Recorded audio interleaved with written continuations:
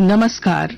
प्रादेशिक समाचार के साथ मैं पूनम किरकेट्टा। पहले मुख्य समाचार। केंद्रीय गृह मंत्री अमित शाह ने कहा, पाक अधिकृत कश्मीर भारत का हिस्सा। पाक अधिकृत कश्मीर को वापस लाना हमारा लक्ष्य। छत्तीसगढ़ के बस्तर में आज सुरक्षा बलों के साथ मुठभेड़ में 6 माओवादी मारे गए। घटनास्थल से बड़ी संख्या में हथियार और गोला बारूद बरामद। IIM रांची के 2022-24 के मानव संसाधन संकाय के प्री प्लेसमेंट ऑफर PPO में 23.08% की वृद्धि दर्ज की गई।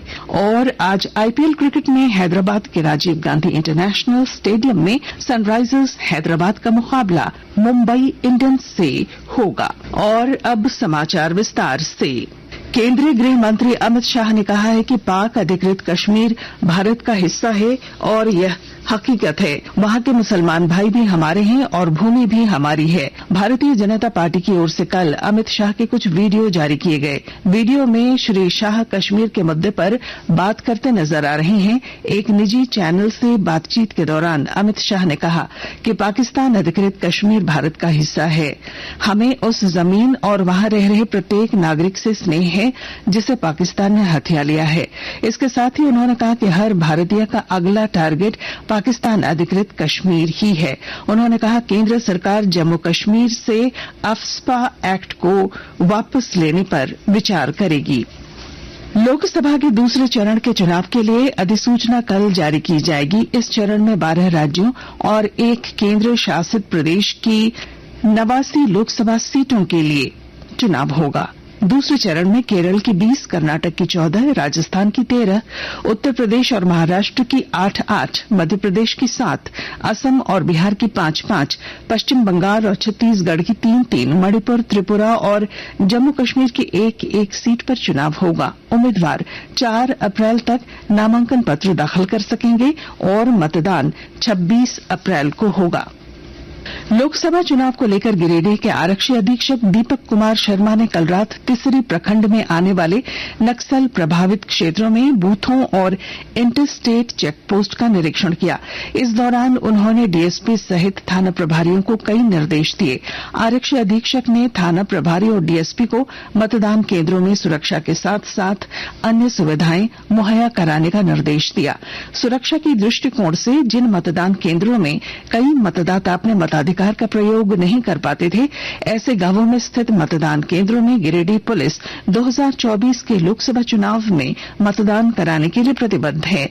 इसके लिए गिरिडीह पुलिस ने तैयारियां शुरू कर दी हैं। जिले की 6 विधानसभा सीटों में से 4 सीटें कोडरमा लोकसभा क्षेत्र में आती हैं। प्रधानमंत्री नरेंद्र मोदी को तीसरी बार प्रधानमंत्री बनाने के संकल्प को लेकर देश में बुलेट रानी के नाम से जाने जाने वाली राजलक्ष्मी मांडा मदुरई से नई दिल्ली तक 21,000 किलोमीटर की यात्रा के दौरान आज जमशेदपुर पहुंची। सोनारी स्थित एरोड्रम के पास बीजेपी युवा मोर्चा ने उनका स्वागत किया। इसके बाद बाइक रैली के साथ सभी युवा नेता राजलक्ष्मी मांडा के साथ आदित्यपुर तक गए। बुलेट रानी जमशेदपुर से बिहार होते हुए 27 अप्रैल को नई दिल्ली पहुंचेंगी। पत्र सूचना ब्यूरो PIB ने लोकसभा चुनाव की कवरेज के लिए मीडिया कर्मियों के लिए एक विशेष वेबसाइट pib.gov.in elect 2024 index.aspx शुरू की है। इस वेबसाइट पर डिजिटल फ्लिप बुक जैसी विशेषताएं हैं जिनमें कई तरह के विश्लेषण और आंकड़ों से संबंधित लेख शामिल किए गए हैं। मीडियाकर्मी चुनाव से संबंधित लेख लिखने के लिए वेबसाइट पर उपलब्ध जानकारी का इस्तेमाल कर सकते हैं। साथ ही इस पर अनेक उपयोगी लिंक भी उपलब्ध हैं जिनके माध्यम से पत्रकार निर्वाचन आयोग की वेबसाइट पर संबंधित जानकारी आसानी से हासिल कर सकते हैं। लोकसभा चुनाव के कार्यक्रम और अधिसूचना से संबंधित जानकारी भी इस वेबसाइट पर समय समय पर अपडेट की जाएगी। छत्तीसगढ़ में आदिवासी बस्तर संभाग में आज सुरक्षा बलों के साथ मुठभेड़ में 2 महिला उग्रवादियों सहित 6 माओवादी मारे गए। हमारे संवाददाता ने बताया है कि केंद्रीय रिजर्व पुलिस बल, कोबरा बटालियन और डिस्ट्रिक्ट रिजर्व गार्ड की संयुक्त टीम बीजापुर जिले के बासागुड़ा क्षेत्र के जंगलों में तलाशी अभियान पर थी, तब चिपुर भट्टी के निकट मुठभेड़ हुई। गोलीबारी में 6 माओवादी मारे गए। पुलिस अधिकारियों ने इस घटना की पुष्टि की है। घटनास्थल से 6 शव और बड़ी मात्रा में हथियार और गोला बारूद बरामद किए गए हैं। बोकारो जिले में मतदाताओं को जागरूक करने का काम युद्ध स्तर पर चल रहा है। विस्तृत जानकारी के साथ हमारे संवाददाता।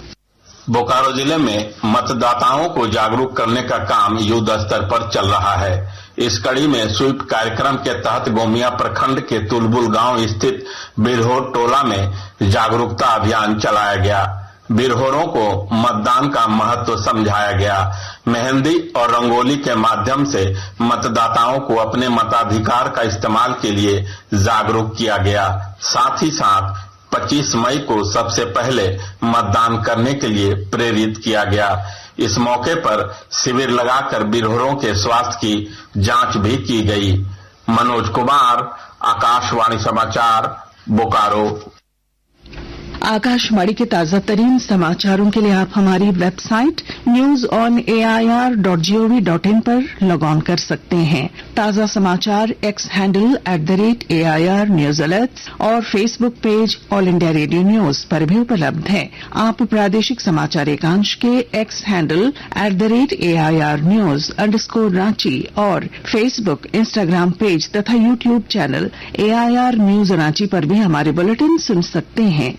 प्रादेशिक समाचार आप आकाशवाणी रांची से सुन रहे हैं। IIM रांची में 2022-24 बैच के MBA HR संकाय में प्री प्लेसमेंट ऑफर की दर में वृद्धि देखी गई है। TPO में 23.08% की वृद्धि दर्ज की गई। वहीं उच्चतम CTC में भी 33.9 लाख प्रतिवर्ष की वृद्धि देखी गई। CUET UG 2024 के लिए आवेदन पत्र जमा करने की अंतिम तारीख 31 मार्च कर दी गई है। विश्वविद्यालय अनुदान आयोग अध्यक्ष M जगदेश कुमार ने कहा कि यह निर्णय उम्मीदवारों और हितधारकों के अनुरोध मिलने के बाद लिया गया है। CUET UG 2024 परीक्षा 380 शहरों में आयोजित की जा रही है। गुमला के भरनो में कल देर शाम 2 अलग अलग सड़क दुर्घटनाओं में एक व्यक्ति की मौत हो गई जबकि एक घायल हो गया।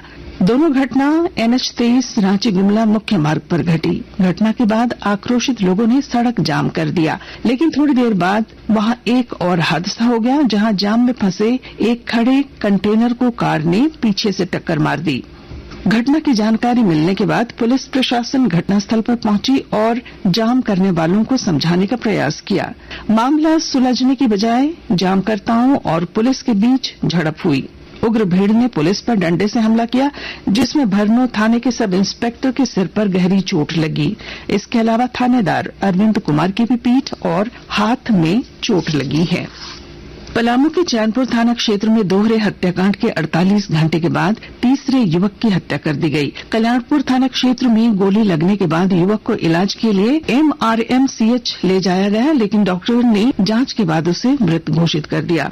मृतक का आपराधिक इतिहास रहा है, उसके खिलाफ कई मामले दर्ज हैं। पाकुड़ हिरणपुर मुख्य सड़क पर दुर्घटना में ट्रैक्टर की चपेट में आने से साइकिल सवार एक बुजुर्ग व्यक्ति की घटनास्थल पर ही मौत हो गई। ट्रैक्टर को जब्त कर लिया गया है।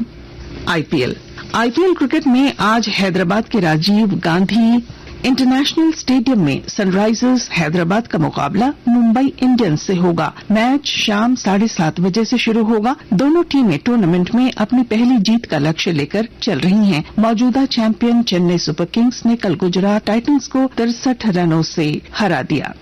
इधर IPL में कल चेन्नई सुपर किंग्स के खिलाफ मुकाबले के दौरान धीमी ओवर गति के कारण गुजरात टाइटंस के कप्तान शुभमन गिल पर 12 लाख रुपए का जुर्माना लगाया गया है। और अब बुलेटिन के आखिर में मुख्य समाचार एक बार फिर।